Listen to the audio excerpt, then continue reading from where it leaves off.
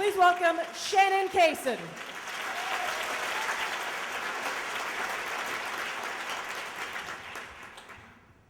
When I was young, I loved playing fun and games.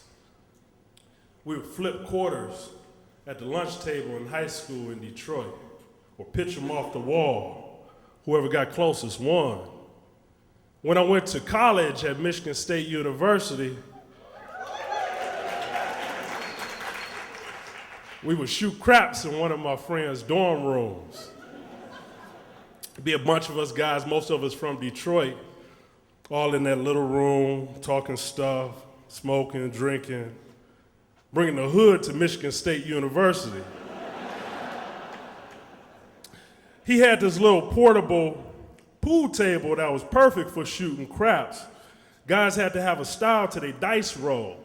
It was like a signature, you know, guys listening to them, blowing on them, doing a little dance or whatever. Me, I'm always simple and understated, just click, clack, roll, snap. I loved it. I was a decent student, loved basketball and hip hop. Gambling was my little secret. I remember once, over summer vacation, I lost all my summer job money going to the Windsor Casino because you could go under 21. I'd be 19 years old at the blackjack table with these grandparents. When my mom asked what happened to all my money that summer, I lied and told her I spent it hanging out with my friends. I felt bad for losing my money, and I felt worse for lying to my mama. I'm a mama's boy. Lying to my mom, you know, that's not fun. Then I started gambling all the time. This is when, especially when Detroit built all those casinos, you know, all these beautiful casinos with bright lights, smack dab in the middle of Detroit.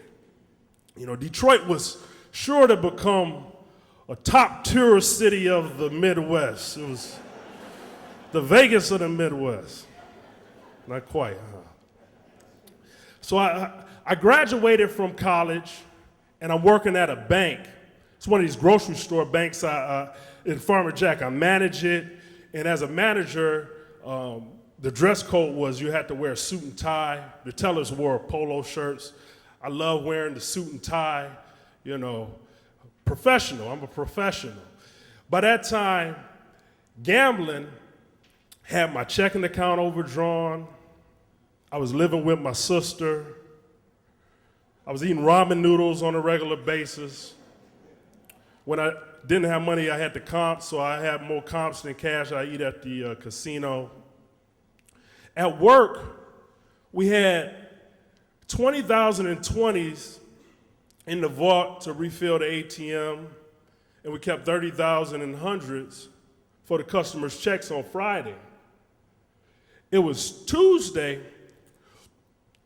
and I started thinking. We never did like the tellers. We weren't a busy branch. The tellers didn't have to buy money from the bank all the time. I mean, from the vault all the time, and we didn't do the dual vault control because everybody just trusted everybody. And it was Tuesday, and a thought just dropped into my head. I could take a little money, borrow it, so I can play a little bit. Tired of eating noodles. I could just borrow a little, hit a lick, win a little, put it back the next day. It was just a harmless thought. I took the whole $50,000.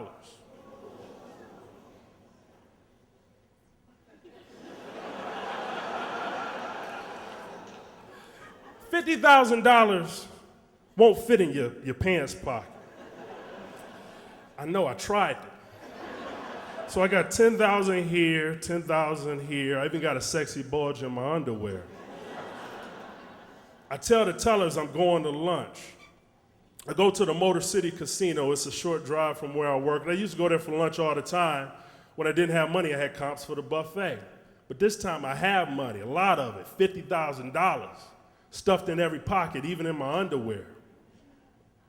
I sit down at the blackjack table. I buy in for 10,000 in 20s. It takes them a little time to count 10,000 in 20s. It brings a small crowd, which I don't care for. I like to be invisible, understated.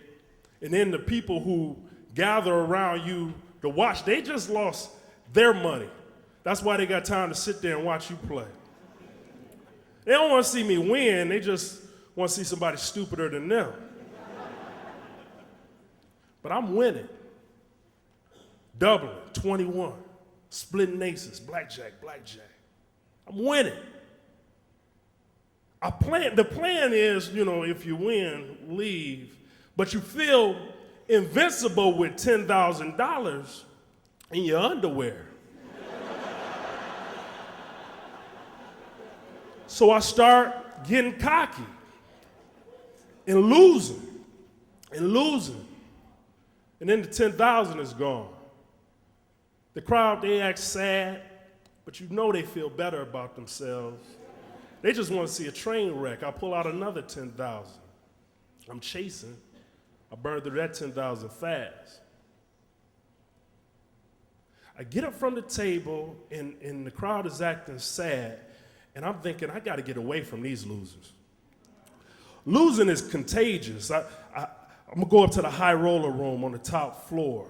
I'm feeling bad, but my pocket's still 30,000 heavy. I just got to brush this off, change my game up, change my strategy. Backer, I sit the whole 30 on the table. It takes them a while to count that much. Brings out some guys who have to wear suits like me. I do good. I'm doing good. I won close to the 50,000 back. Then I get a call from work. I let it go to voicemail. It wasn't until I got that call that I realized what I had done.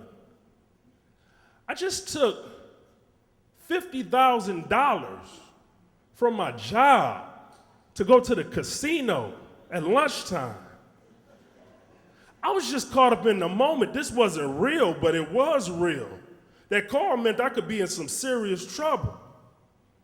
I just want to get this money back. I'm in a hurry. I'm thinking. I put the biggest bet I had played up. I don't know why so much, 20 grand. I just want to get out of here. If I win this bet, I can get out of here. The dealer deals the cards. I'm back down to 30. Then to 20. Then to 10. I noticed there's this old man staring at me from one of the other tables, shaking his head. I just remember that old dude like shaking his head at me. I get up with a few chips, and I know I can't win $50,000 back with these 2 orange chips in my hand. I walk out through the lights, the sounds, the people, the smoke, and out the door to fresher air. I listen to the voicemail, ain't even want nothing. It's like one of the tellers wanted me to bring her back something. But I don't go back to work. I mean, why? I just drive around Detroit until it's late. Drive down Woodward, down through Cass Corridor. There's this school that's being torn down. Kind of how I felt, torn down. Being real with you is like this. In Detroit, like a lot of my childhood friends, serving time, or worse, but that was never for me. I went to college. I wear a suit every day to work. I'm a professional. Yeah, I like to gamble, but it's just for fun. This wasn't supposed to happen. Eventually, I called my job, and I remember, they know by now that the money is missing. I remember I'm talking to the regional president, and he says something surprising. He says, Shannon, don't do anything stupid. It's only money. It's not the end of the world. You don't know how much I appreciate that guy for saying that. I don't even remember his name. I called my mom. I called my sister, this girl I was dating. get a hotel room. I get a hotel room by the mall with that leftover money I had. And I invited everybody to come visit me, my mom, my sister, the girl I was dating. And I go to the mall and I get some ruby jewelry, like a necklace for my mom. K Jewelers had a sale on rubies. This was in July. I'm thinking I'm gonna be gone for a long time. You know, this is something for her to remember me by. When they show up, I sit everybody down and I do this little intervention on myself and give my mom the ruby necklace and tell her what happened. And she doesn't accept the ruby necklace, of course. My mom says that I should be ashamed of myself and that I was raised better than that. And you don't know how much that hurt my mom telling me something like that, which is true. It could have went a lot worse than what it did. 1 day in jail, 5 years probation. The bank didn't want to destroy me. That regional manager might have had a part in that. My family supported me. I got married. It's been hard, but I paid it back. I wish I could say the threat of jail, pain my mother felt, the normalcy of a wife and a baby changed me and everything became happy. Wish I could say that. But this is life, and it's not all fun and games. Started going to the meetings. And the lady at the meeting said, addiction is insidious. I'm being real with you. I had to look it up. I looked it up. Yeah, insidious. That's a good word.